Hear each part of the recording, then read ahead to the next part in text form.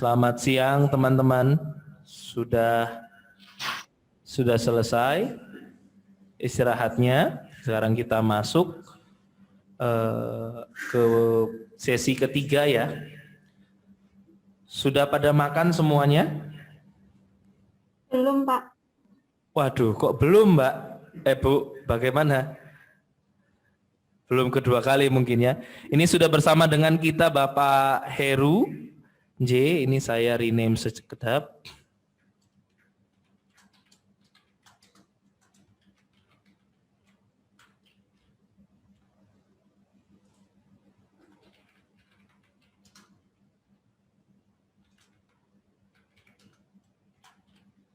Oke, sudah bersama dengan kita Bapak Heru. Sebentar lagi Bapak Heru akan menyampaikan materi tentang kebakaran. Diharapkan teman-teman sudah masuk semua. Ya, saat ini kita ada baru 70 orang yang masuk, dan saya minta tolong bantuan teman-teman, rekan-rekan Bapak Ibu sekalian untuk rename namanya sesuai dengan akun yang ada di daftar nama, yang nantinya bisa membantu kami untuk melakukan penilaian, karena nanti Pak Heru kita ada penilaian berdasarkan interaktif atau bertanya, itu penilaian Pak. Kemudian juga kalau Bapak bertanya selain di luar Q&A session, mereka menjawab, itu menjadi penilaian juga Pak untuk teman-teman yang masih mahasiswanya. Kemudian kita punya waktu sampai untuk materi dipresentasikan hingga jam 13.45, begitu. Kemudian Q&A jam 13.45 sampai jam 2. Oke, baik, demikian untuk waktu dan tempat kami persilahkan kepada Bapak Heru selaku pemateri ketiga tentang penanggulangan kebakaran. Terima kasih.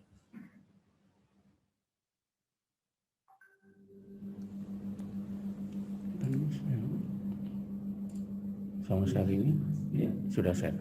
Sudah, ini tinggal di slideshow.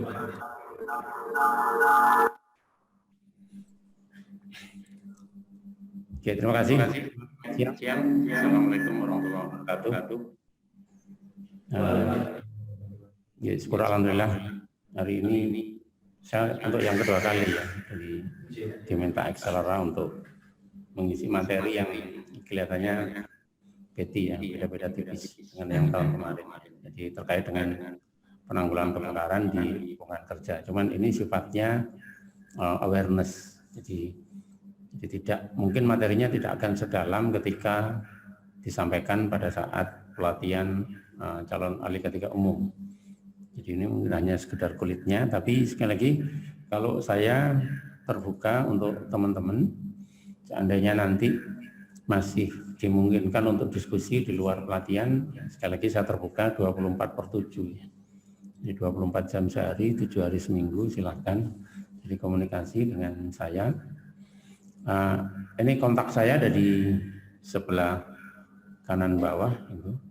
Jadi dua-duanya bisa untuk WA, tapi kalau untuk telepon pakai yang paling atas. Saat ini saya bekerja di PT Mitra Adijaya, sebuah pabrik rokok yang berada di bawah lisensi PT HMS Hanjaya Mandala Sampurna yang sekarang sudah diakuisisi oleh PT PMI atau Philip Morris International. Jadi saya mengawali karir di dunia rokok itu pada tahun 2004. Pertama kali di PT Putra Patria Adikarsa di Wates. Kalau yang di Wates ini saya mulai dari membangun pabrik, layout pabrik, rekrut sampai operasional 2 tahun. Dan tahun ketiga dan seterusnya sampai sekarang saya diminta untuk pindahnya di pabrik rokok yang lain, dan ini masih pemiliknya ada satu pemilik yang sama-sama punya saham di 2 perusahaan itu. Awalnya saya sebagai manajer operasional atau manajer produksi, saat itu membawai sekitar 1.500 orang, bekerja hanya 1 shift, dan di pabrik ini sangat diskriminatif, terutama terhadap kaum laki-laki ya, karena hanya 5% pekerjanya itu laki-laki, yang lainnya perempuan. Saya mengawali di produksi, kemudian tahun 2010 karena Philip Morris minta semua mitranya menerapkan SMK 3 sampai tingkat lanjutan. Tahun 2010 saya diminta untuk meng-create sistem yang ada di MAJ, terutama kaitannya dengan penerapan SMK 3, dan sebelumnya saya disekolahkan LK 3 umum di plannya Sampurna. Tahun 2012 saya sekolah internal audit, tahun 2015 magang sebagai external audit SMK 3, dan alhamdulillah dari perusahaan PJK 3 auditor. Tahun 2020 bulan Desember kemarin saya dapat berita bahwa lisensi sebagai external audit sudah turun, tinggal menunggu penugasan. Saya juga sebagai beberapa sebagai pengisi materi untuk pelatihan LK 3 umum di Jogja. Jadi itu yang mungkin perlu saya kenalkan tentang diri saya. Jadi sekali lagi harapan saya seperti halnya pelatihan-pelatihan yang lain, harapan saya silaturahim tidak berhenti hanya di pelatihan, tapi silakan kalau misalnya masih ada yang kepingin diskusi, utamanya terkait dengan penerapan SMK 3 dengan saya di luar pelatihan, saya terbuka ya.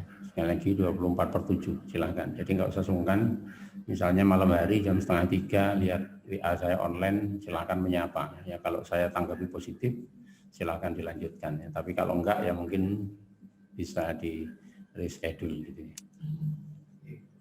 Ya ini yang paling terakhir itu kontak saya 2:30 malam. Ya baru berhenti diskusi setelah adzan subuh. Ya, kemudian kita lanjutkan pagi. Ini nanti yang akan kita pelajari terkait dengan penanggulangan kebakaran ya, di tempat kerja. Ya, saya yakin teman-teman sudah paham tentang kalau kebakaran di mana-mana. Ada di istana, ada di rumah tinggal, kebakaran hutan, pabrik, dan bahkan mungkin di sekolah atau rumah sakit mungkin.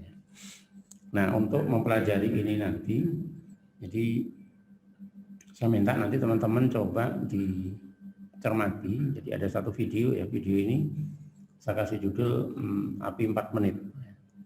Ini karena memang dari isinya itu menggambarkan tentang perjalanan api yang kecil sampai 4 menit kemudian. Jadi kapan kita akan harus memutuskan untuk memadamkan api dengan menggunakan APAR ya, utamanya ya, menggunakan APAR. Jadi harapannya minimal nanti hari ini teman-teman walaupun tidak praktek menggunakan APAR tapi bisa, artinya tahu, punya pengetahuan untuk bagaimana menggunakan APAR-nya. Ya, APAR yang mungkin dipakai nanti APAR DCP ya. Nah, sebelum saya lanjut, ini saya putarkan video, jadi nanti silakan dicermati ya videonya.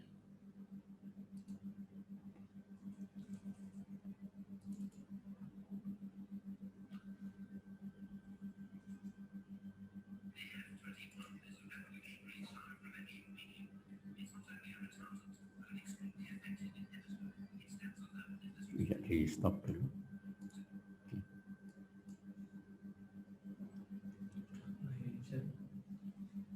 Ini sudah share.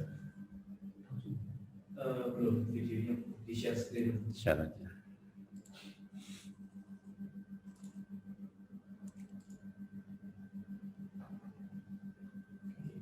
Itu kita tolong suaranya di start.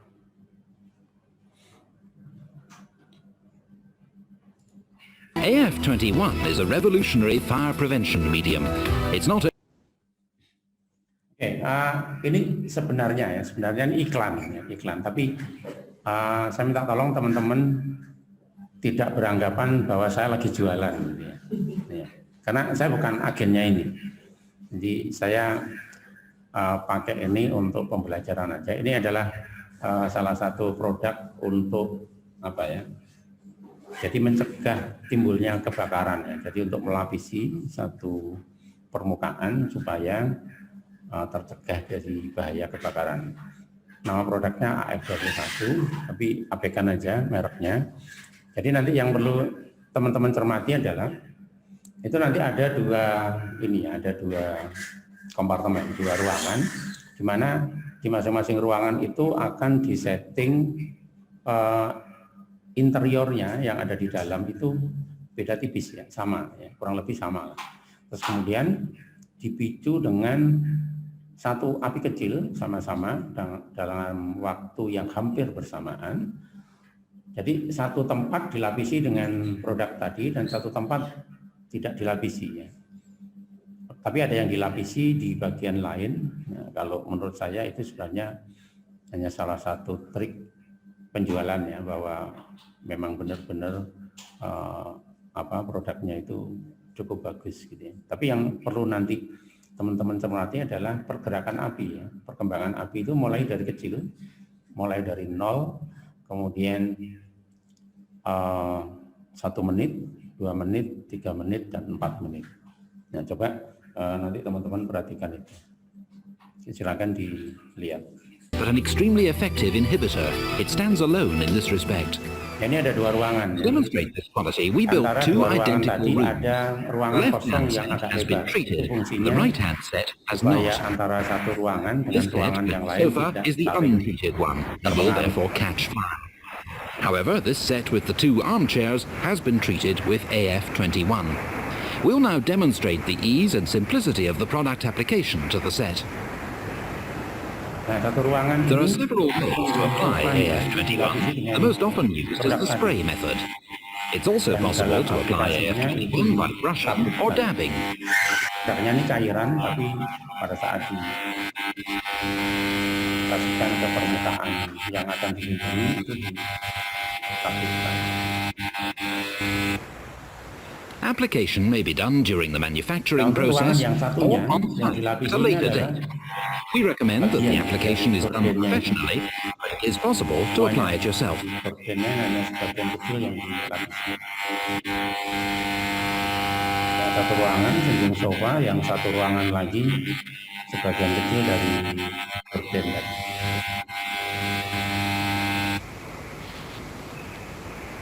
The demonstration begins with identical cribs being placed in both sets. They're lit at precisely the same time. There's no television trickery involved. What you will see is exactly what happened.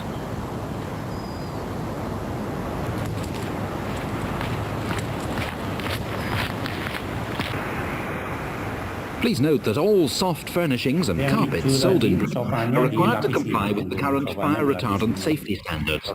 All the furniture and carpets in both sets meet those standards. Bagian gorden yang dilapisi.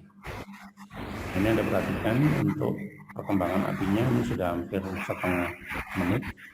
For the past 20 years, fire retardants have been the only method of protection against fire for soft furnishings, providing temporary protection only. AF21 is an advanced version of fire retardants. There is currently no competition. AF21 is also an inhibitor, preventing fire from starting or spreading. This makes AF21 a far superior product. The green box in the top left-hand corner of the screen shows the progress of the fire in the treated. Merah makin besar. Dan yang hijau juga dia semakin besar. At 1 minute, you can already see the comparative fire development between the two sets. Yang merah ini makin lama makin membesar dan sudah makan penghuni sofanya. Sementara yang masih tetap hanya 400 api. In the untreated set, toxic fumes being given off by the furniture are clearly visible. This toxic smoke is more likely to kill you than the flames. Apar itu bisa dipakai untuk memadamkan api pada tingkat awal. Pada saat seperti ini masih bisa dilakukan dengan menggunakan apar. Kalau sudah besar, AF21, facing the strict requirements to date in protecting our environment, is water-based. It is non-ozone depleting and free of any carcinogenic effect or other health hazard, including thermal irritation. Kalau misalnya disemprot. Ini sudah membutuhkan At 2 apar yang minutes, lebih you can banyak. see that the fire Kalau has taken a sudah firm membesar, hold. The ceiling temperature at this point is maka over kita harus 300 degrees menyiapkan Celsius. regu penanggulangan kebakaran yang memakai hidran atau memakai AF21, once applied, lasts a lifetime. No other product can inhibit fire on such a wide range of materials. It doesn't affect the consistency, feel, or texture of materials to which it's applied. mengendalikan. Tapi lidah apinya sudah The curtains are well alight menjilat ke and they fall gorden onto the tadi. Dan carpet. seperti yang kita lihat ya, dari gorden yang tadi dilapisi oleh diaplikasikan oleh produk tadi, itu nggak terbakar.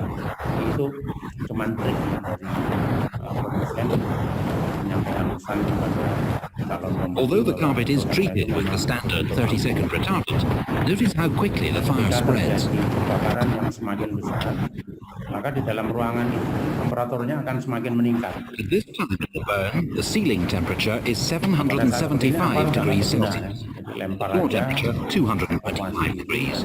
Combustion of doors takes place and superheated air cools up to 4 feet from the floor.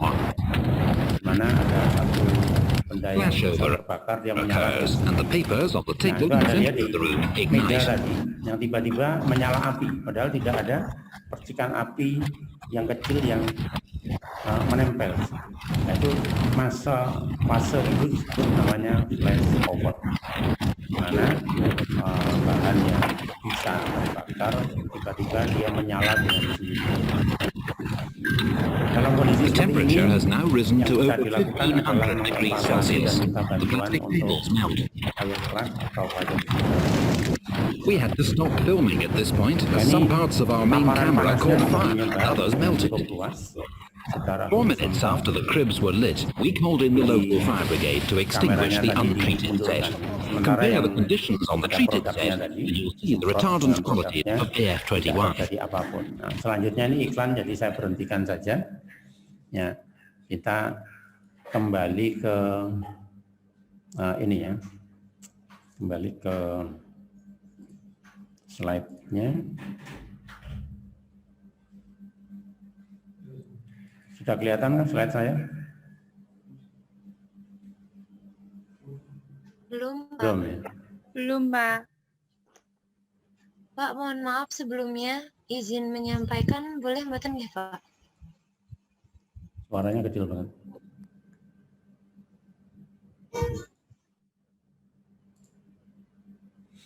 Oke, tadi ada yang menyampaikan suaranya kecil banget. Maaf, Pak, apakah sudah terdengar, Pak? Ya? Maaf tadi kurang terdengar penjelasan dari Bapak yang terkait video tadi, Pak. Oh gitu. Nggih, karena maaf suara videonya terlalu besar mungkin, Pak. Oh, suara videonya terlalu besar. Nggih, jadi Oke. maaf. Oke, atau gini aja ya. Jadi, tapi tadi lihat videonya ya. Lihat Sampun, videonya Pak. ya, penuh ya. Oke, saya jelaskan gini aja. Jadi, tadi kan ada 2 ruangan ya. Ruangan yang sama-sama disetting perabotannya ya kurang lebih ya sama ya, mirip-mirip. Terus kemudian satu di aplikasi, ada aplikasi produk AF21 tadi, itu sebagai pencegah kebakaran ya. Jadi untuk melapisi suatu permukaan supaya dia tidak mudah terbakar. Kemudian yang satunya lagi yang diberi produk tadi bukan di sofanya tapi di gorden. Nah, kemudian dipicu dengan api yang sama. Nah, dalam perkembangan tadi ya ada amati ya, mulai dari api mulai dari 0 menit sampai ya kalau Anda perhatikan ya nanti. Ini insya Allah kalau teman-teman yang kemarin sudah ngisi di Google Drive itu sudah saya kasih akses untuk downloadnya. Jadi insya Allah untuk materi yang api 4 menit tadi itu juga ada di sana. Silakan nanti dipelajari, diulang-ulang. Pada saat menjelang 2 menitnya, jadi api menjelang 2 menit, dengan volume api seperti itu, maka kita itu masih bisa menggunakan apar untuk memadamkan api tingkat awal. Tapi setelah 2 menit atau 3 menit setelah itu, utamanya setelah 3 menitnya, api dengan volume yang seperti itu sudah kita tidak bisa menggunakan apar. Jadi kita harus menggunakan hidran atau fire truck, mungkin minta bantuan dari tempat lain. Ya. Yang perlu ini ya, artinya ditanamkan ke dalam diri kita ya. Jadi kita jangan menunggu api sampai volumenya lebih dari 2 menit. Bukan menunggu waktu, wah ini masih belum 2 menit tak biarin aja, bukan ya. Tapi dilihat volume apinya. Ya, jadi kalau dari gambaran tadi, volume api mendekati 2 menit itu harusnya api itu padam dengan apa? Intinya itu. Ya, ini pesan yang perlu saya tekankan adalah teman-teman ya berusaha memadamkan kebakaran tingkat awal itu adalah sebelum volume api di 2 menit yang pertama. Tapi kalau sudah lebih dari 3 menit itu sudah kita tidak mampu. Jadi apar ini mungkin kita buang aja ya.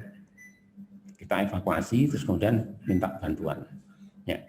Oke, saya kira itu. Terus kemudian ini kejadian kebakaran ya di beberapa tempat, ada banyak penyebabnya. Dan kalau dengan ini ya di videonya di Google Drive itu ada video juga yang bisa dipakai untuk pembelajaran.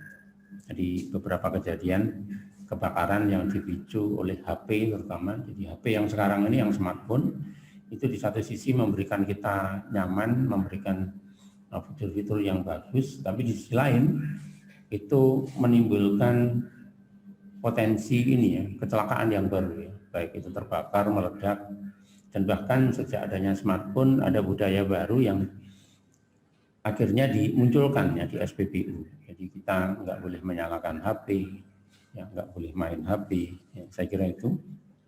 Oke. Jadi kenapa kebakaran itu bisa terjadi? Ya? Jadi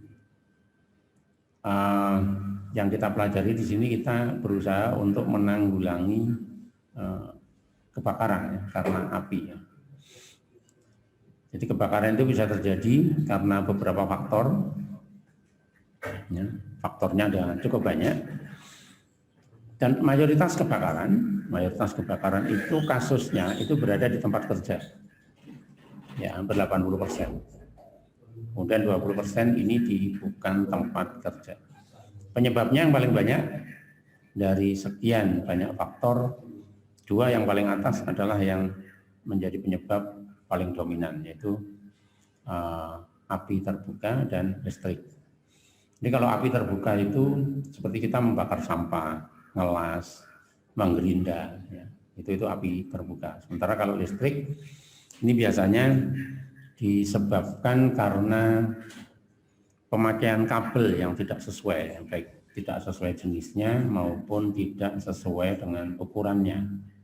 Jadi mungkin kabelnya itu diameternya kecil, tapi beban yang harus ditanggung untuk arus listrik yang mengalir pada kabel tersebut, jadi diameternya terlalu kecil. Ya, sehingga kalau misalnya ya, nah, misalnya seperti ini, gini aja, ada kabel ya, ada kabel ini. Kalau ini seandainya ada aliran listriknya, jadi misalnya ada colokan, terus kemudian ada ada terminal, misalnya ada pakai terminal misalnya yang 3 atau 4 lubang ya. Setelah Anda pakai, kemudian kabel yang mengalir ke terminal tadi Anda pegang begini. Kalau misalnya itu anget, maka ada kemungkinan kabel ini terlalu kecil untuk beban yang harus dialirkan melewati kabel tadi. Nah, salah satu cara yang kita lakukan adalah beban yang ada di terminal tadi itu kita cabut. Nah, kita kurangi. Ya. Atau kabelnya ini yang diganti dengan diameter yang lebih besar. Terus kemudian ada jenisnya lagi. Ya.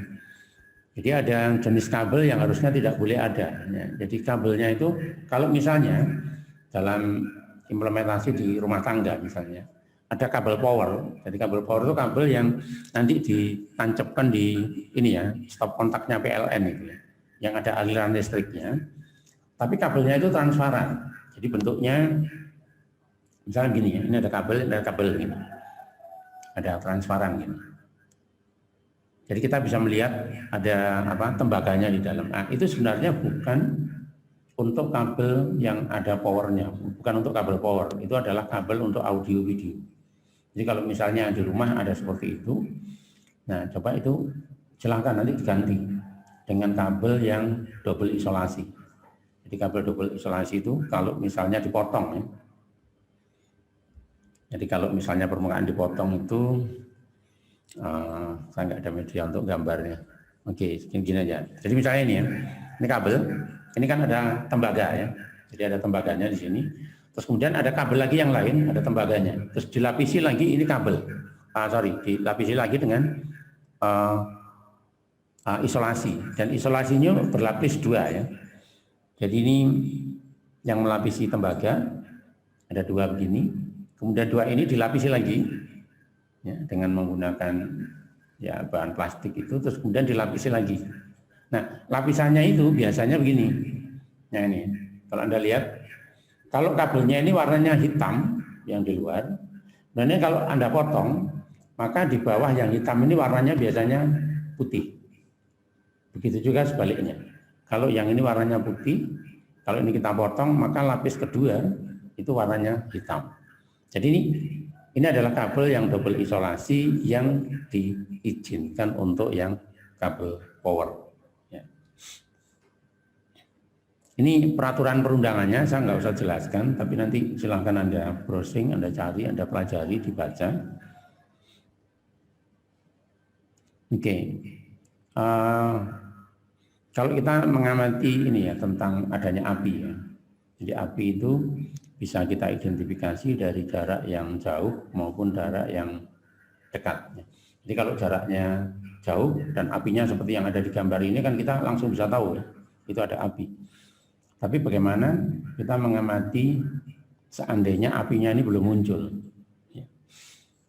Dari jarak jauh kita bisa mengamati ciri fisik. Kira-kira ciri fisik apa ya yang kita bisa identifikasi bahwa di tempat itu ada api.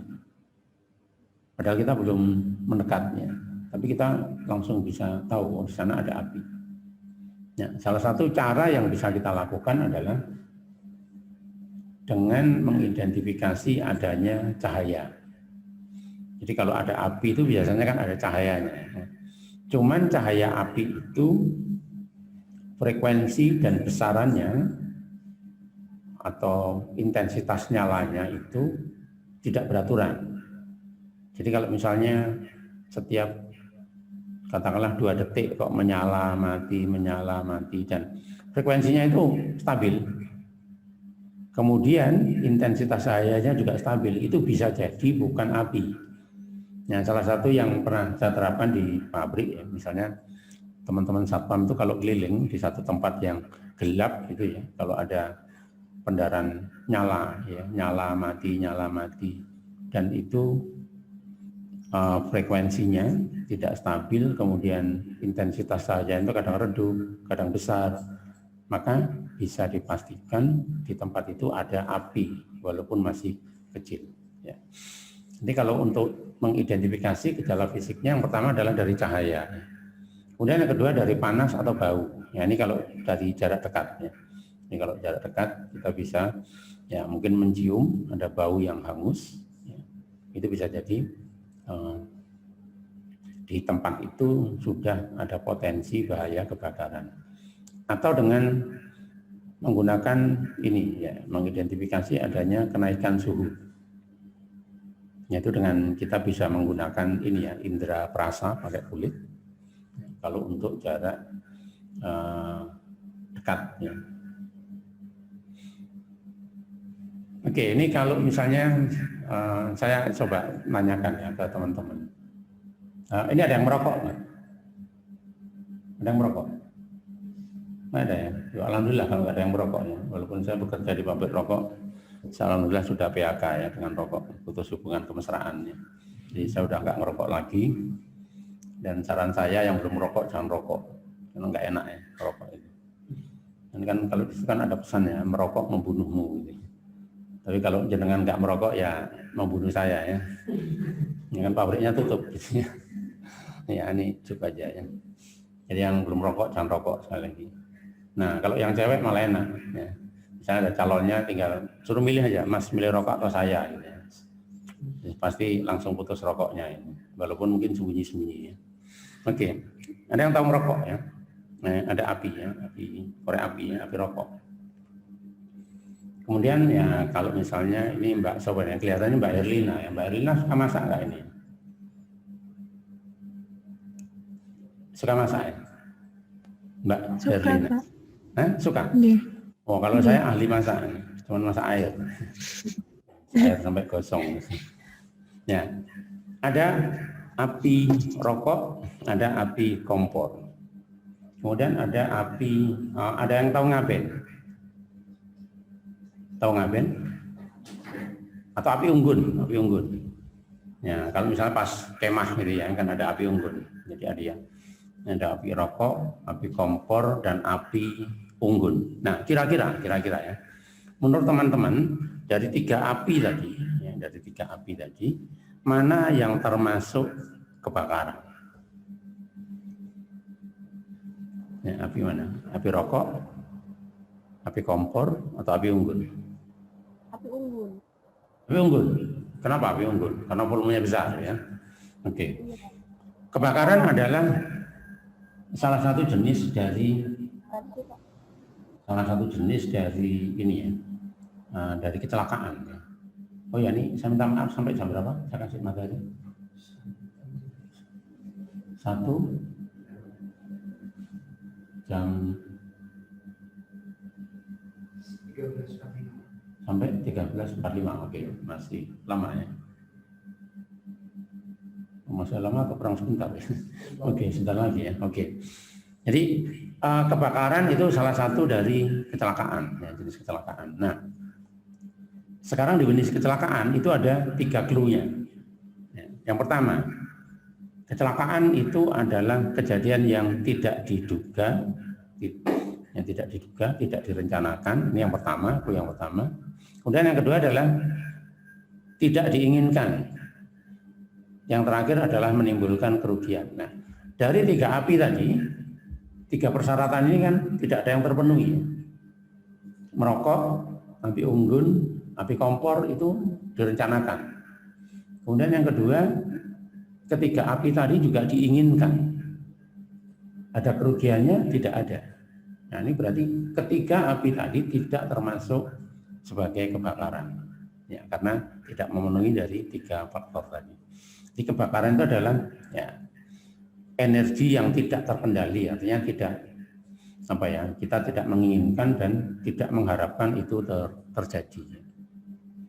Jadi kalau definisi kebakaran ini reaksi kimia antara satu zat dengan oksigen pada suhu tertentu. Nah, ini ada tiga unsur yang menyebabkan. Pertama adalah bahan bakar, oksigen, dan suhu atau panas. Ini kejadian yang tadi ya, menjelaskan, jadi grafik ini menjelaskan tentang video tadi. Jadi mulai dari 0 sampai 3 menit itu kejadiannya apa. Kemudian tadi ada namanya flash over, di mana satu ruangan karena suhunya terlalu panas, itu mendekati hampir 600 ya, derajat. Nah, ini 300 derajat sampai terjadi penyalaan serentak. Penyalaan serentak itu begini maksudnya. Jadi kan tadi ada meja kayu. Nah, kayu ini kan bahan yang bisa terbakar. Walaupun dia tidak tersentuh oleh percikan api, tiba-tiba dia menyala. Ya. Kondisi inilah yang disebut dengan flash over. Nah, ini yang menjadi teori terjadinya api. Ada panas, ada oksigen, dan ada bahan bakar. Nah, cara kita nanti memadamkan ini adalah meniadakan salah satunya. Bisa panas yang dihilangkan, bisa oksigennya, bisa bahan bakarnya, atau 2 atau ketiga-tiganya, atau reaksi. Ya, reaksi dari ketiga bahan tadi. Dan ini kalau teori piramida bidang 4 ini sebenarnya menjelaskan tentang itu tadi ya. Jadi ada 3 unsur tadi. Jadi setiap bahan yang bisa terbakar. Jadi contoh misalnya kalau ini ada kayu, ada kayu. Ketika ini terbakar, kalau Anda amati sebenarnya pangkal api itu tidak betul-betul menempel pada permukaan ini ya, pada permukaan kayunya. Atau misalnya begini, Anda punya bensin atau pertalite yang taruh di satu tempat, kemudian Anda bakar. Nah, ketika terbakar, maka pangkal api itu tidak menempel pada permukaan cairannya, tapi sedikit di atasnya. Nah, yang terbakar itu adalah gas yang keluar dari benda tadi. Ini disebut pada proses evaporasi. Dan terbakar, ya, jadi karena unsur ketiganya ini terpenuhi, pada saat terbakar muncul adanya panas, dan panas ini akan membuat bahan ini memuai, memunculkan gas, dan gas ini dibakar. Siklus itulah yang disebut dengan teori piramida bidang 4. Ini cara penjalaran api, ya, ada radiasi. Kalau radiasi seperti tadi, ya. Misalnya ketika ruangan terbakar, tadi kan ada kamera yang terpaksa harus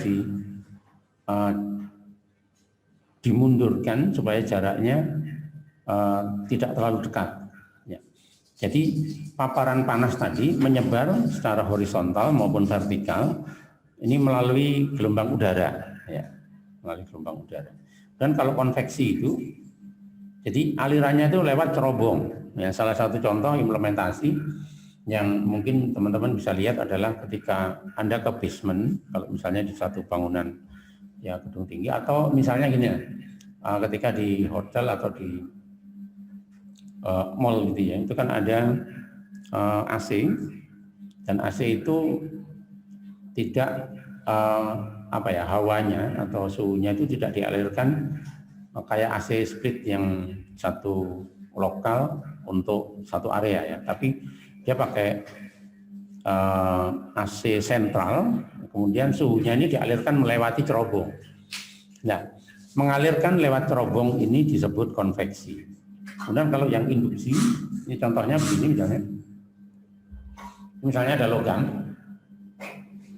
ini saya panaskan di sisi yang ini, maka pelan-pelan di sisi yang lain ini akan terasa panas. Nah, menjalar yang melewati media panasnya ini disebut dengan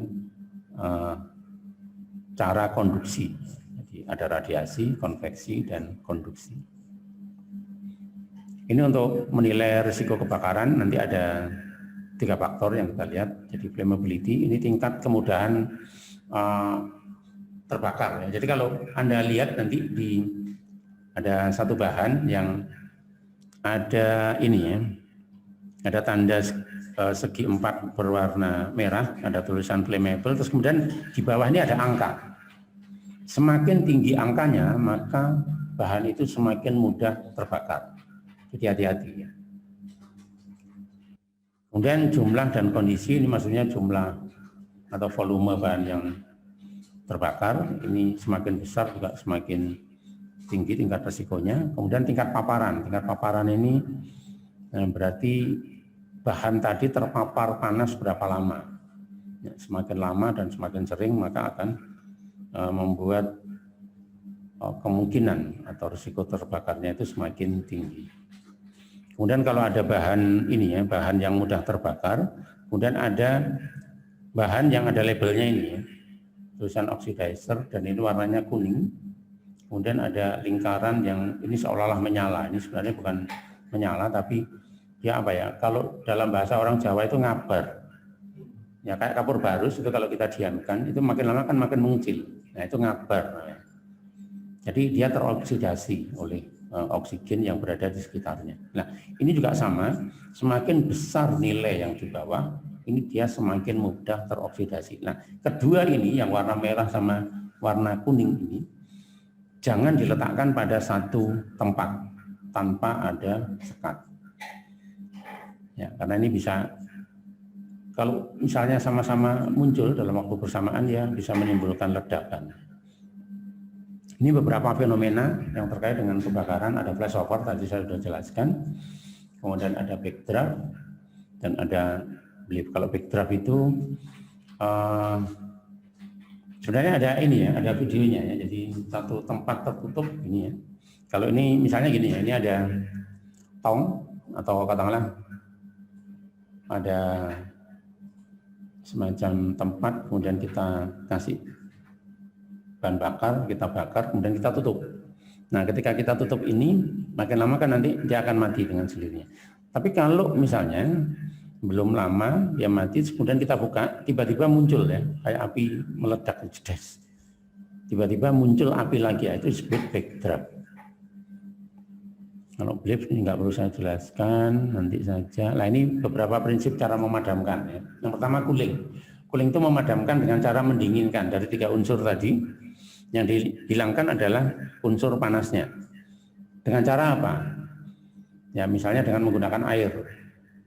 Atau yang kedua, menggunakan media yang kering. Yaitu menggunakan media bahan CO. Ya, itu mendinginkan. Kemudian kalau starvation itu mengurangi bahan bakar yang jadi bahan yang akan terbakar. Jadi salah satu contoh misalnya gini. Katakanlah ini ada tumpukan ya, ini bisa kelihatan ya ini di video. Ya, ini ada tumpukan kertas. Katakanlah yang ini terbakar. Nah, yang belum terbakar ini kita tarik keluar, menjauh. Sehingga cukup yang terbakar hanya satu saja. Nah, cara yang kita mengurangi bahan yang akan terbakar ini disebut dengan starvasi. Kemudian kalau smothering itu prinsipnya adalah melapisi permukaan yang terbakar dengan media pemadam. Ya, salah satu contoh yang paling gampang adalah kalau Anda pernah pakai api unggun, jadi sebelum biasanya pergi itu meninggalkan bukan api unggun ya, misalnya masak dengan menggunakan kayu ya, kalau misalnya camping gitu. Nah, sebelum Anda meninggalkan itu, setelah disiram dengan air itu tidak cukup seperti itu. Jadi harus ditimbun dengan tanah. Proses menimbun dengan tanah. Jadi misalnya kayu yang terbakar dilapisi permukaannya dengan media yang tidak terbakar, yang tidak bisa terbakar, ini disebut smothering. Jadi media dengan permukaannya ini ya menempel. Ya, menempel.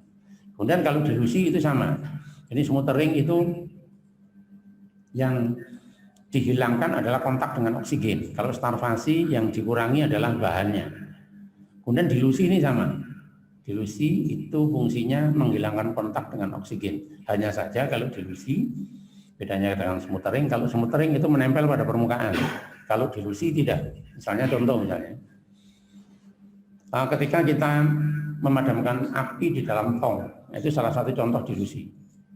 Ya, ketika api terbakar, kemudian tong itu kan ketutup ya, seperti ini. Nah, ini kan ada jarak, ada ruang antara permukaan yang terbakar dengan penutupnya. Nah, ini makin lama dia akan mati karena oksigennya habis. Nah, ini prinsip seperti ini disebut dilusi. Sementara kalau yang prinsip ini ya, mematikan reaksi kimianya itu nanti ada dengan ini ya, ada salah satu contoh tadi yang ada di video tadi. Jadi lapisan itu ya adalah supaya nanti reaksi kimia yang bisa menimbulkan kebakaran itu tidak terjadi. Ini beberapa jenis kebakaran yang harus dikenali. Ya. Dan alat atau media pemadam seperti ini, media ini. Ini kelihatan kan medianya? Ya, media pemadam ini tidak semua media pemadam bisa dipakai untuk memadamkan bahan yang terbakar. Jadi contoh misalnya ini ada kelas A, B, C, dan D. Ya. Jadi yang A ini adalah jenis ya, pemadam api khusus untuk kebakaran padat selain logam. Jadi misalnya kebakaran kayu, kebakaran kain, kertas segala macam yang padat tapi selain logam. Ini simbolnya adalah A. Nah, jadi ada A, ada background warna hijau ya. Kemudian kalau gambarnya itu adalah ada kayu yang terbakar ya. Kemudian kalau B ini khusus untuk yang cairan, grease atau gas. Yang C ini untuk listrik, yang D ini untuk logam. Kalau yang logam ini khusus ya. Jadi kalau logam itu tidak bisa dipadamkan dengan air, bahkan tidak boleh. Karena kalau air dalam kondisi suhu yang sangat tinggi, itu malah bisa menimbulkan ledakan. Nah, nanti untuk jenis kebakaran dan jenis bahan yang terbakar ini tidak boleh ini dicampur ya. Jadi ada beberapa. Nah ini contohnya ini. Jadi tadi klasifikasi kebakarannya A, B, C, D. Kalau A itu yang padat, B itu yang cair, C yang listrik, dan D adalah yang logam. Jadi kalau untuk media air, ini boleh untuk yang tipe kebakaran A, tapi tidak boleh untuk yang bahan yang terbakar, misalnya solar yang terbakar. Ini tidak boleh dengan air. Apalagi yang listrik, ini tidak boleh. Ya, ini cara membacanya seperti itu. Jadi kalau X ini media pemadamnya tidak bisa dipakai untuk klasifikasi kebakaran yang ada. Ini proteksi kebakaran ada dua macam, ada proteksi pasif dan proteksi aktif. Nah, kalau yang pasif itu intinya adalah mendesain tempat kerja untuk membatasi, menghambat penyebaran panas, asap, dan gas. Jadi membatasi dan menghambat. Kalau membatasi itu ditutup, kalau menghambat itu, kalau dibatasi tidak ada yang bisa keluar ya, ditutup rapat. Tapi kalau menghambat masih ada yang bisa keluar, tapi yang keluar ini volumenya lebih sedikit.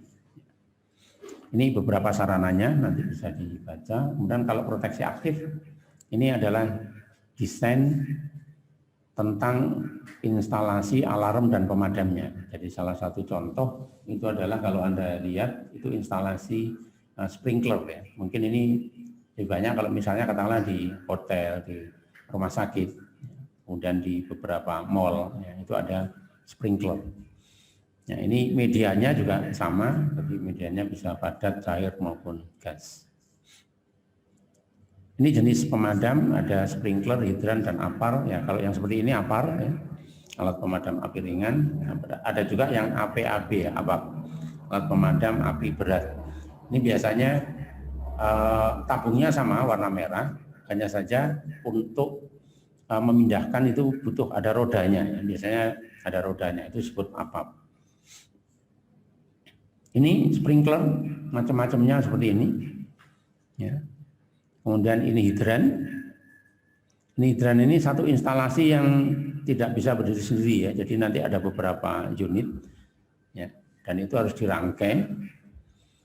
Dan kalau apar seperti ini aparnya nanti ada macam-macam, ada yang dari puder, ada air, CO, gas. Kemudian untuk yang gas, nah ini hati-hati nanti cara memakainya. Ya ini kalau ada waktu nanti saya praktekkan cara menggunakannya. Cara penempatannya, ya ini sesuai dengan peraturan di kementerian. Nah, jadi kalau apar dipasang di tembok itu harus ada ini ya, ada segitiga berwarna merah. Dan ini ukurannya juga sudah ditentukan, nanti bisa dilihat di peraturannya. Terus kemudian kalau dipasang di tiang, nah, satu kolom, baik kolom itu segi 4, segi 3, kemudian bulat. Maka di kolom tadi yang ada aparnya, yang diletakkan apar, harus ada ini ya, ban berwarna merah keliling, itu dengan ketebalan 20 cm. Ya, itu untuk menandakan bahwa di tiang itu ada apar. Kenapa harus dikeliling, ditandai keliling? Ini supaya bisa dilihat dari beberapa posisi. Ini cara menggunakan apar ya, cabut, arahkan, remas. Nah, ini ada ini ya, nanti saya praktekkan terakhir aja ya. Mudah-mudahan ada waktu. Ini caranya. Oh, sudah selesai ya? Oke. Atau saya praktekkan ya. Jadi ini sebelum Anda menggunakan apar, ini enggak ada selangnya, enggak apa-apa.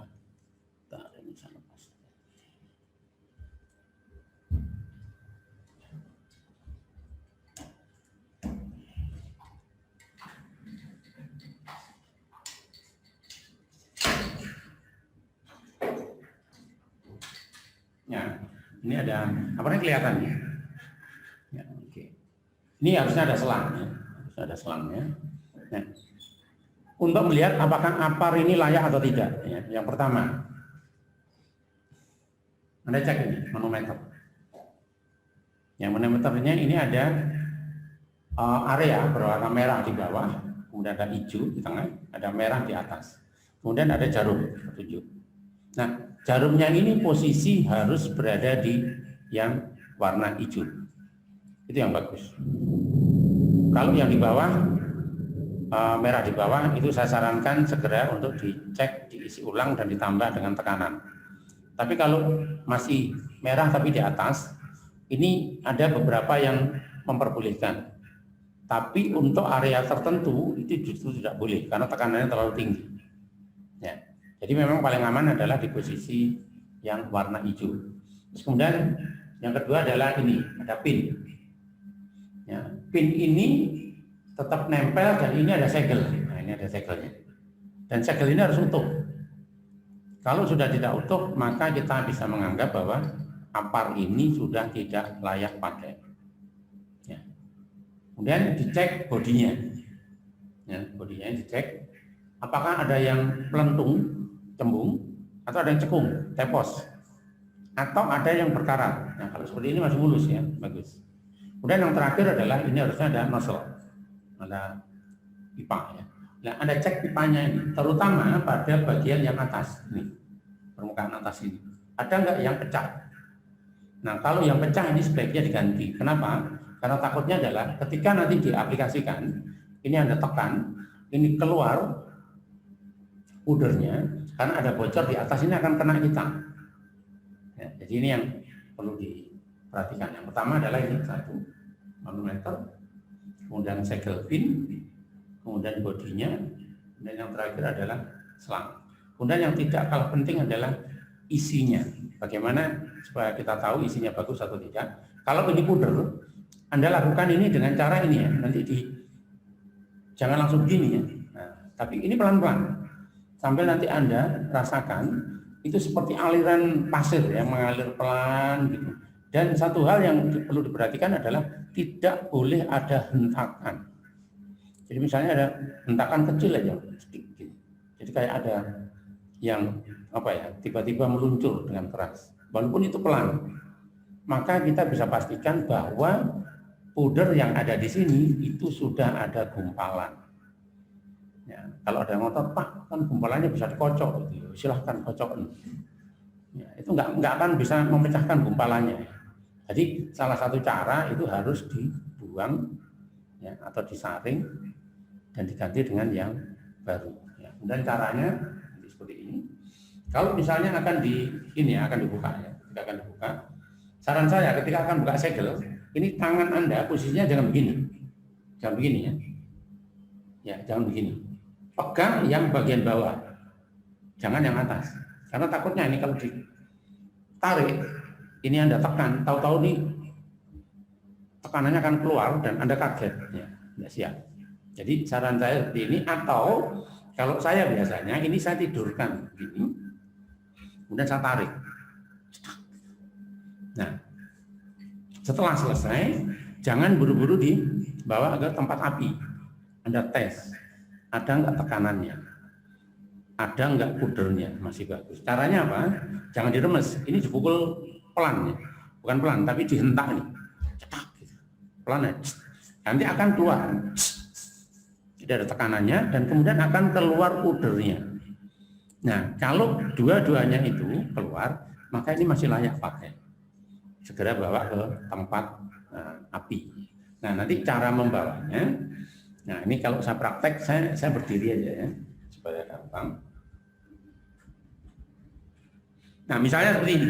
Ini ada kabel, ada selang ya. Caranya nanti Anda bisa begini. Ini ada boleh pakai tangan kiri, pakai tangan kanan. Tapi yang jelas pada saat nanti implementasi, maka posisinya kaki yang di depan itu berlawanan dengan tangan yang membawa. Jadi kalau saya pakai tangan kanan, maka kaki kiri saya itu yang berada di depan. Nah, seperti ini. Nah, seperti ini caranya. Ya, bukan terbalik begini ya. Ya, jadi tangan kanan sama kaki kanan itu sama-sama di depan, itu nggak boleh.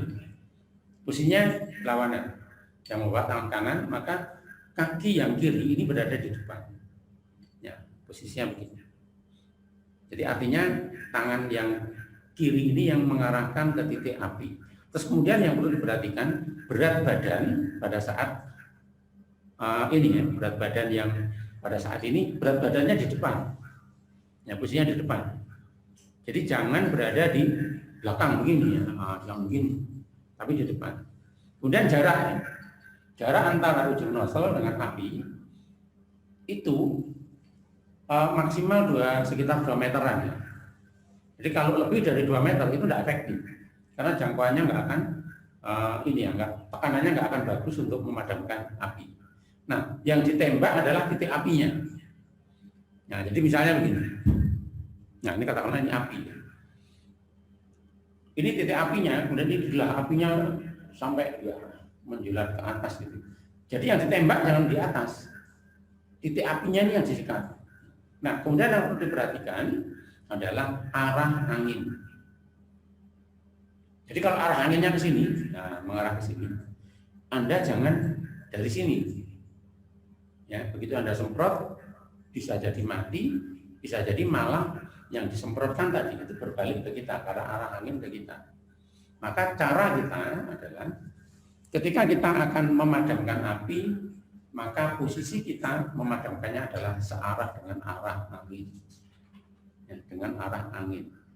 Searah ya, bukan berlawanan. Ya, oke. Itu yang perlu saya sampaikan terkait dengan menggunakan APAR. Oh ya, ini untuk APAR ya. APAR itu ada 2 macam. Yang CO dan non CO. Kalau untuk yang non CO yang seperti ini, ya nanti Anda bisa ini ya. Sebentar ya.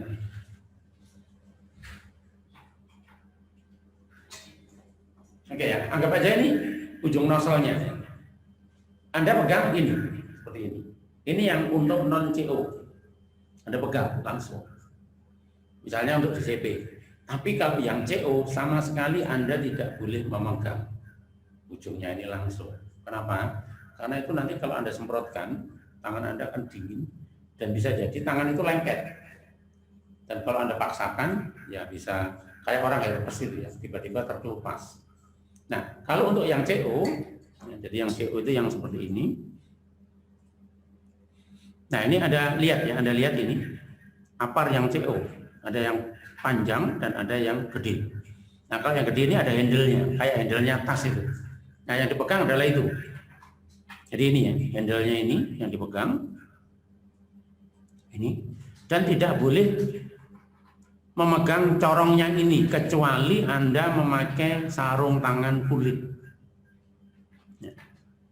Dan kalau yang kecil ini, ya ini cukup diarahkan saja ya. Jadi misalnya gini, kalau yang kecil ini diarahkan dulu gini. Ya setelah diarahkan gini, kemudian disemprotkan. Ketika nyemprot kita nggak boleh memegang ini ya, yang warna hitam itu. Maka yang kita pegang adalah ini. Jadi bodinya ini kemudian kita arahkan seperti ini. Nah, itu perbedaan antara yang CO sama non CO. Oke, saya kira itu yang bisa saya sampaikan. Monggo kalau misalnya ada pertanyaan.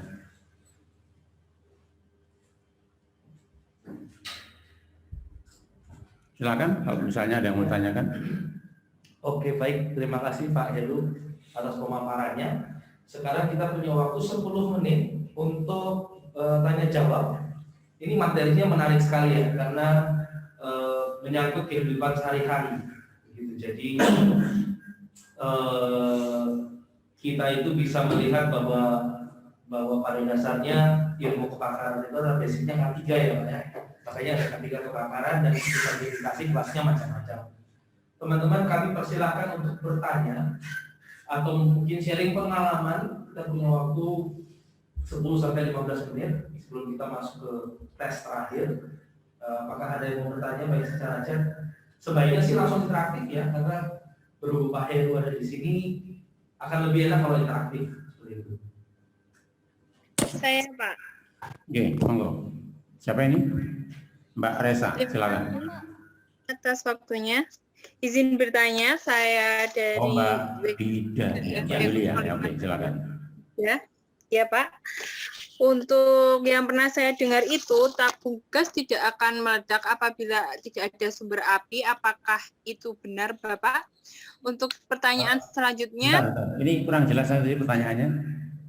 Mungkin boleh suaranya diperjelas Ya. Bu Bida. WK3MP52 Ibu Bida. Iya. Kalau seperti ini apakah sudah jelas, Pak? Ya, sudah, monggo. Baik. Menurut yang saya ketahui sebelumnya, tabung gas itu tidak akan meledak apabila tidak ada sumber apinya. Apakah itu benar? Untuk pertanyaan selanjutnya, langkah pertama yang harus kita lakukan apabila kita sedang dalam keadaan tidur dan tiba-tiba di rumah sudah ada api yang menyala, apakah yang pertama itu kita harus mematikan meteran di listrik itu, Pak? Terima kasih untuk pertanyaannya, untuk kesempatannya. Oke, kalau yang pertama tadi saya agak kurang jelas yang awalnya ya. Yang awalnya itu apa pertanyaannya? Pertanyaannya tabung gas itu apakah tidak akan tidak meledak apabila tidak ada sumber apinya, Pak? Tidak akan meledak kalau tidak ada sumber api. Begitu kan pertanyaannya? Iya. Oke. Nah, sekarang saya jawab yang kedua dulu ya. Ketika terjadi kebakaran di rumah kita, ya, apa yang pertama kali kita harus lakukan? Jadi kalau misalnya kebakaran itu kalau kebakaran itu diakibatkan, ya, diakibatkan oleh karena listrik, ya, maka yang pertama kali kita harus lakukan adalah matikan ini ya, yang dari meteran PLN itu matikan dulu. Karena kalau itu nggak dimatikan, dengan siram dengan air itu justru berbahaya, menimbulkan potensi bahaya sengatan listrik. Dan ini yang sering terjadi karena terburu, panik, tahu-tahu udah siram aja.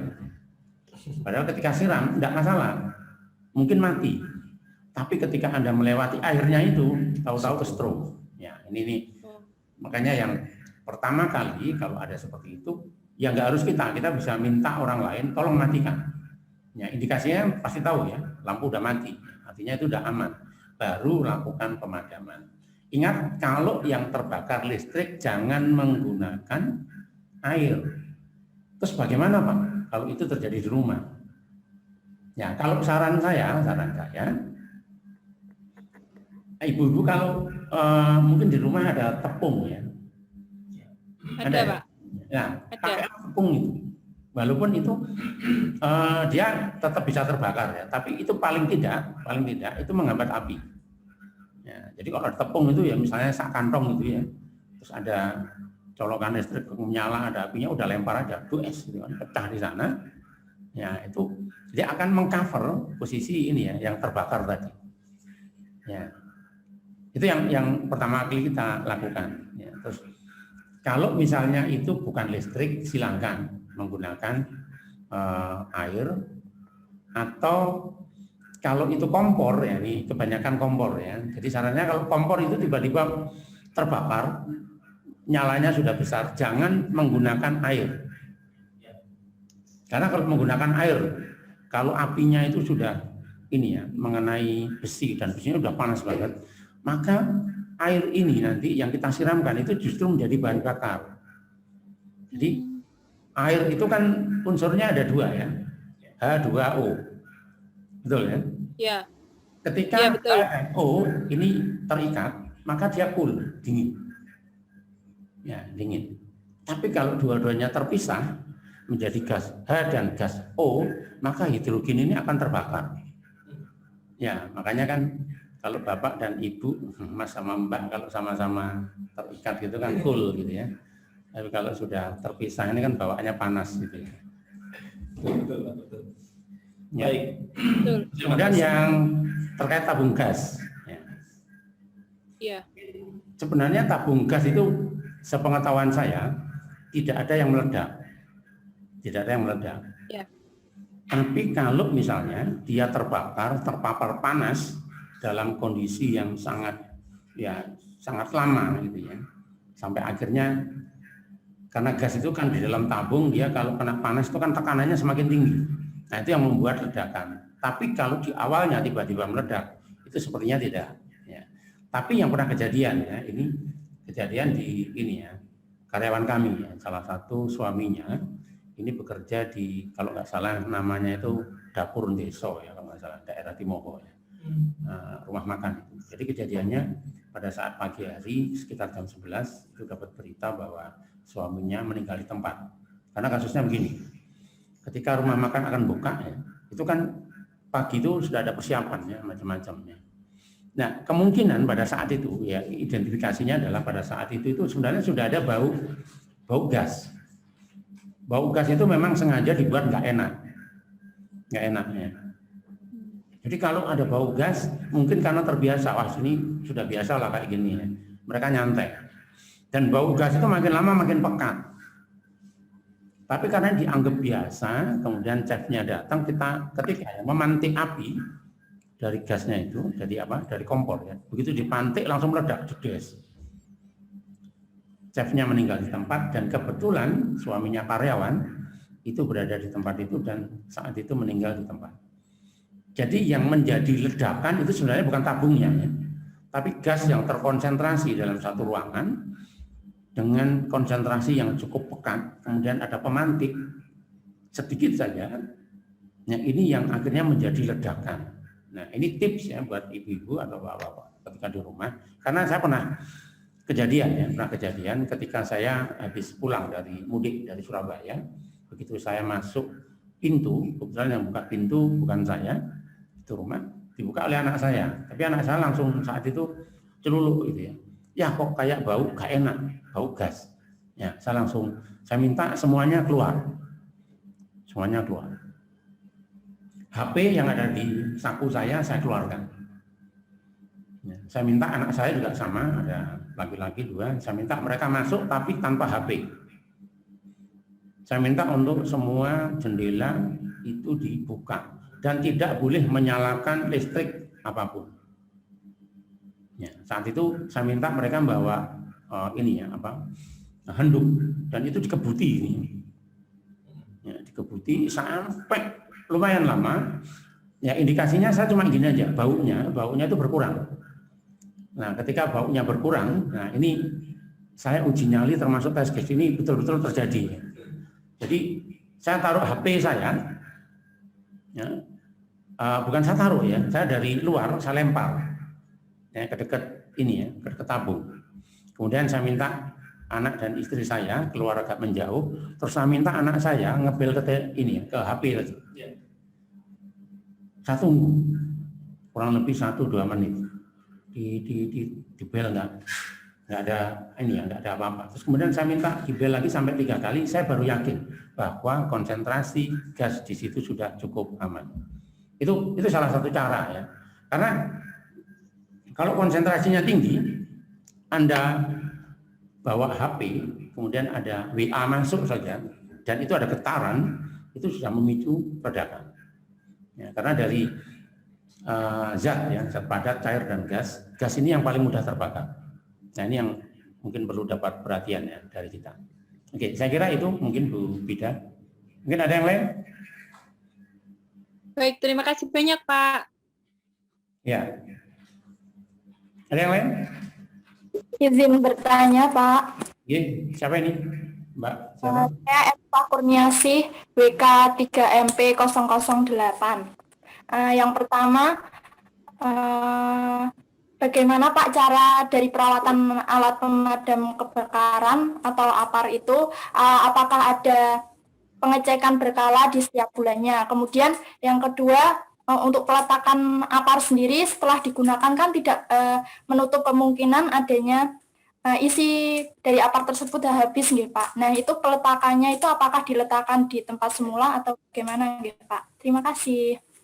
Oke, kalau untuk pengecekan ya standarnya ya regulasinya itu setiap 1 tahun itu dicek sekali, ya, 1 kali. Nah kemudian kalau untuk pengisian, ya, untuk pengisiannya kalau menurut saya ya pada saat dicek kalau ada gumpalan itu sebaiknya diganti. Dan triknya ini kalau saya di perusahaan gini ya, kalau triknya kadang-kadang gini, ini misalnya ada gumpalan, ya, tapi ketika saya ngomong ke bos, Pak ini sudah ada gumpalan, jadi harus diafkir dan harus diganti. Kadang bos nggak percaya. Nah apa akal?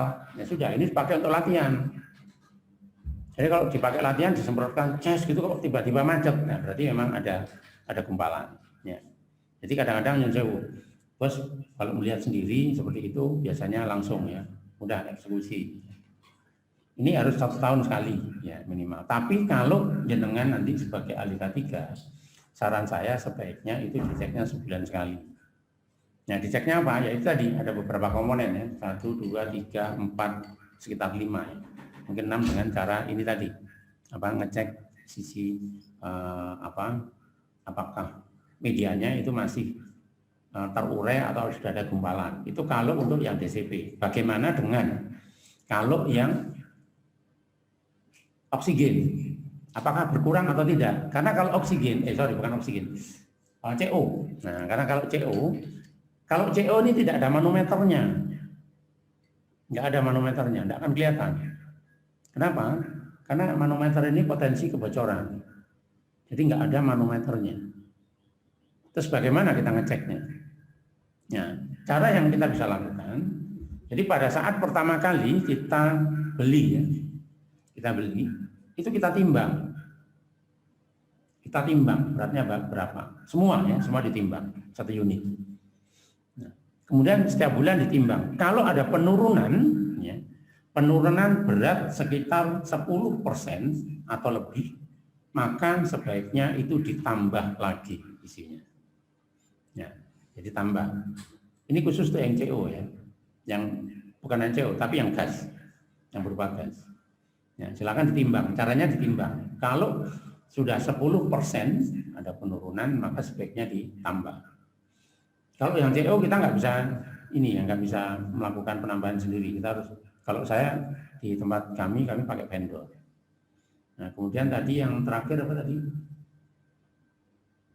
Tadi ada 3 pertanyaan. Yang pertama terkait dengan pengecekan, terus yang kedua itu mengenai peletakan apar yang... Oh ya, peletakan apar.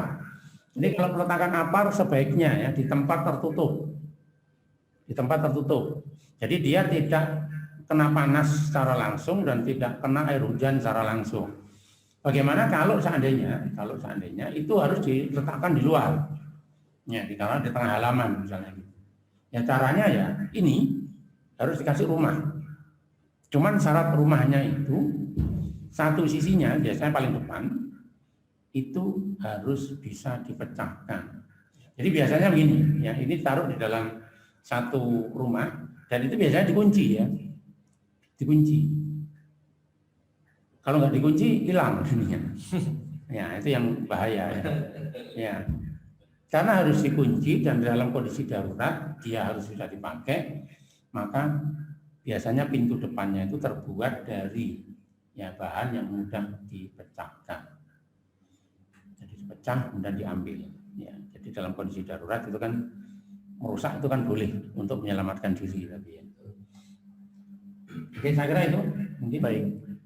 Pertanyaan selanjutnya kita mungkin punya satu lagi pertanyaan ya Pak untuk ini ada dari beberapa pertanyaan memang, cuman saya coba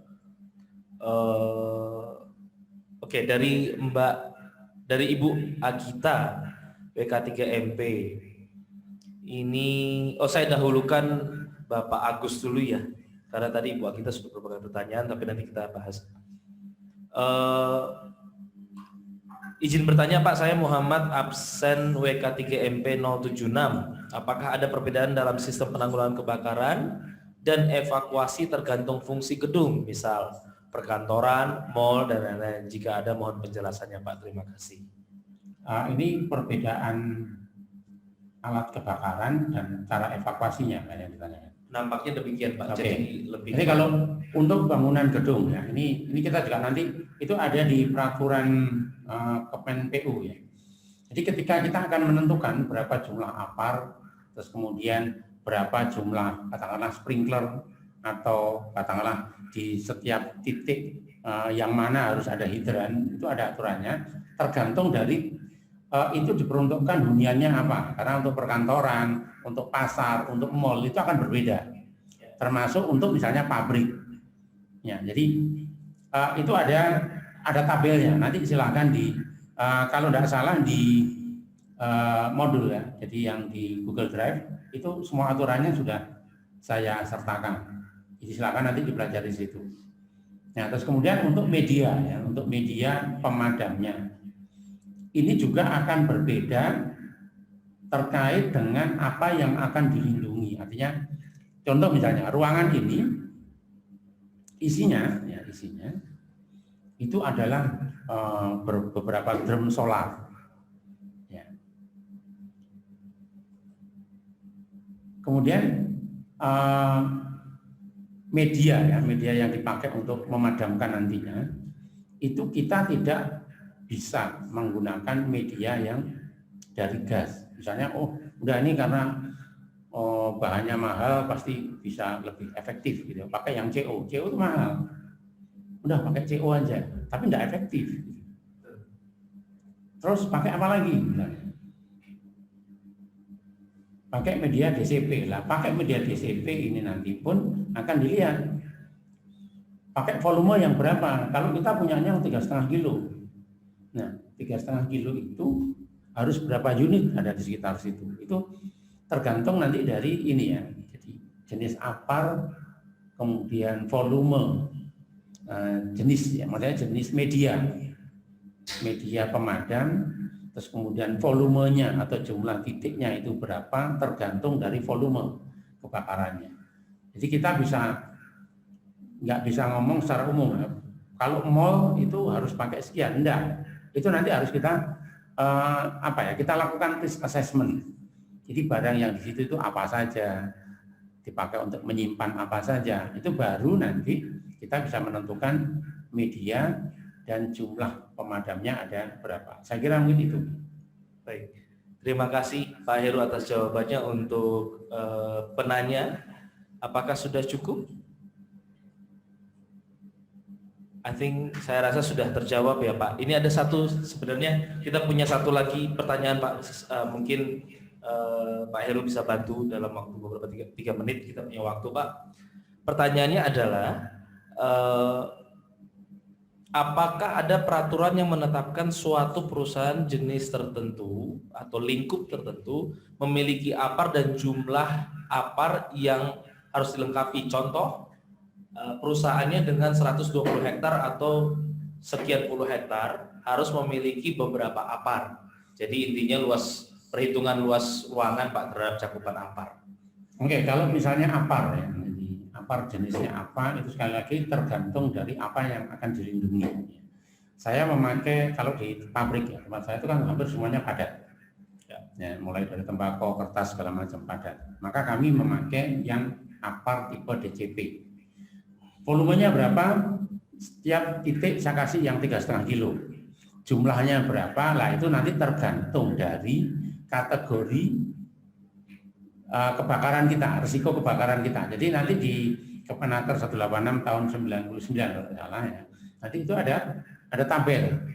Jadi kalau tempat kami kategori risiko kebakarannya adalah tingkat sedang 1. Nah, kalau tingkat sedang 1 itu 1 apar ini bisa untuk melindungi 225 square meter. Tapi kalau tingkat resikonya semakin tinggi, maka 1 apar ini nanti coverage-nya semakin sempit. Ya, sehingga jumlah apar harus semakin banyak. Nah, jadi logikanya seperti itu, Bapak. Jadi jumlah apar itu yang ditentukan pertama adalah tingkat risiko kebakarannya. Ya, itu nanti menentukan square meternya. Ya, kalau sudah square meternya ketemu, nanti jumlahnya juga akan ketemu. Ya, kemudian jarak maksimal antara satu titik dengan titik yang lain. Ya, itu juga nanti ada aturannya. Kemudian tadi yang terakhir apa tadi yang ditanyakan? Mungkin tadi sudah terjawab sih Pak. Jadi luas wilayah itu. Oh ya, luas wilayah. Luas wilayah itu akan tercover oleh jenis apa dan berapa? Ya, saya kira itu. Baik.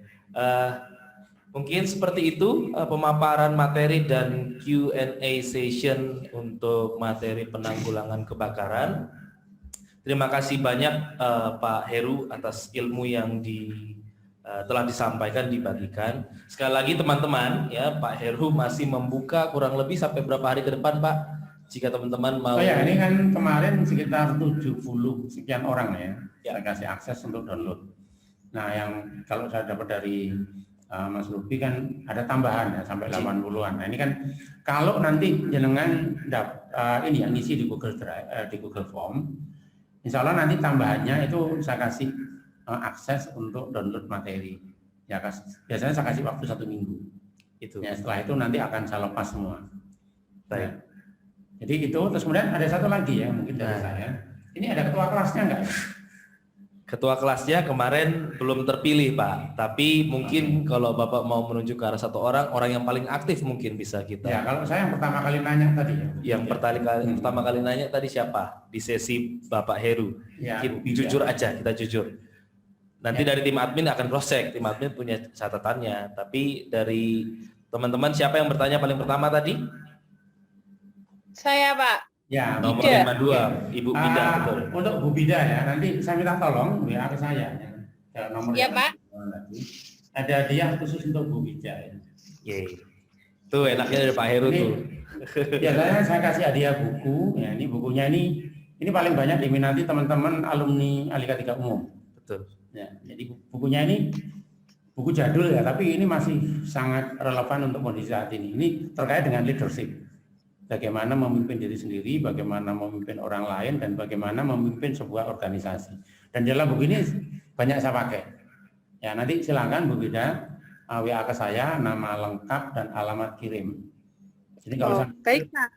ongkos cetak dan ongkirnya, ya saya mau saingan sama Shopee, ya pokoknya gratis gitu ya. Oke, saya tunggu nanti Bu Bida. Ibu Bida, Iya, apakah sudah jelas informasinya Ibu? Sudah jelas, Bapak. Sudah Terima dicatat kasih nomor banyak. Bapak Heru? Sudah, Pak. Baik. Nanti selamat Anda sudah punya prestasi satu di hadapan Pak Heru. Beliau selalu seperti itu. Makanya saya senang sekali berinteraksi dengan Pak Heru. Ilmu yang dibagikan bermanfaat sekali. Terima kasih sekali lagi Pak Heru. Nyun sewu jika kami dari tim Mitra Jaya Profit atau MJ Pro banyak kekurangan. Nah, ini ada waktu. Cuman karena waktunya sangat mepet ya. Karena waktunya saya ini dulu. Oke. Karena waktunya mepet, jadi untuk tesnya kami kasih waktu lah sampai jam 3:30 dikumpulkan via email. Tes-tes yang ada itu dikumpulkan via email, diselesaikan dengan baik. Pasti sudah bisa menjawab ya. Pertanyaannya cuma 2 dan majority itu practical. Saya kadang pakai bahasa Jawa sedikit ya. Jadi silakan teman-teman kirim. Tadi yang sudah bertanya, sudah menjawab juga sudah kami rekap. Jadi paling tidak nilai Anda sudah A dari kami. Yang sudah bertanya sudah kirim tes, kemudian interaktif, on terus dan sebagainya, itu nilai Anda sudah A minimal 85. Jadi selamat buat Anda, tepuk tangan karena sudah aktif. Kita sudah menuju akhir daripada acara ini. Tadi Mbak siapa ini 075 semangat sekali Mbak, sudah akhir ya gitu ya. Jadi ini sudah akhir dari penghujung dari acara kita. Kita masih punya waktu kurang lebih 3 menit ya, saya akan closing.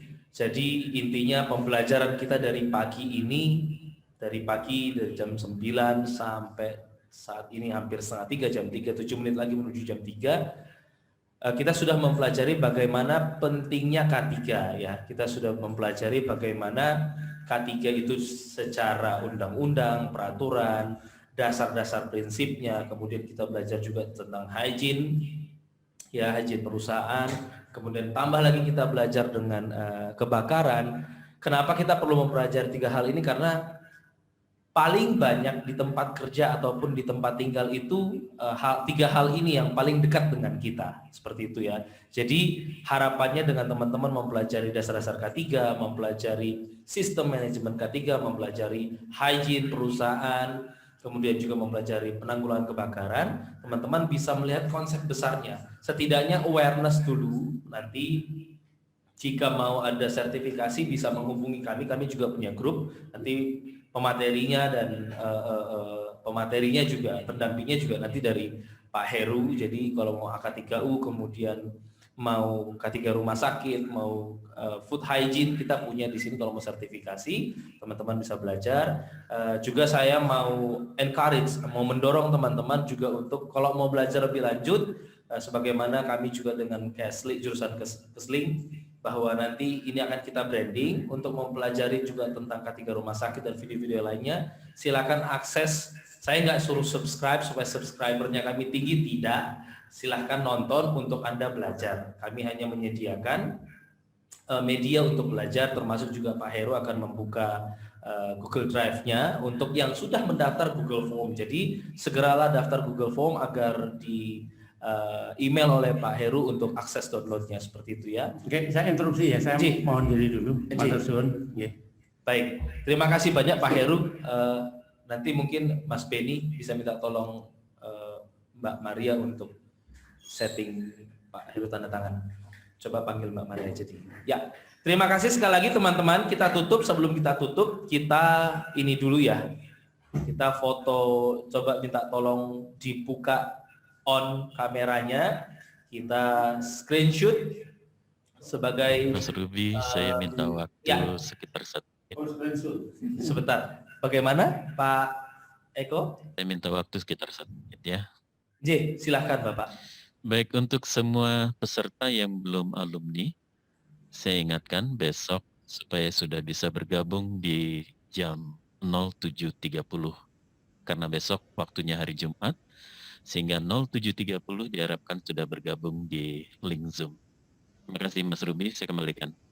Baik, terima kasih Pak Eko. Informasi dari Pak Eko untuk 7.30 besok pagi ya, untuk ada kelanjutan daripada kegiatan ini, sudah aktif. Terima kasih teman-teman, kita screenshot dulu, silahkan on kamera, wajahnya di touch up dulu. Kalau sempat skincare gitu ya, saya juga pakai skincare kok, don't worry. Gitu ya. Saya screenshot dulu 1, 2, 3. Ya, ini slide 1 ya, sebentar. Slide 1. Oke, yang slide 2 tetap senyum teman-teman. Oke. Sebentar ini. Oke, slide 3 sekarang. Oke. Slide 3. Oke, yang keempat, sekarang yang terakhir.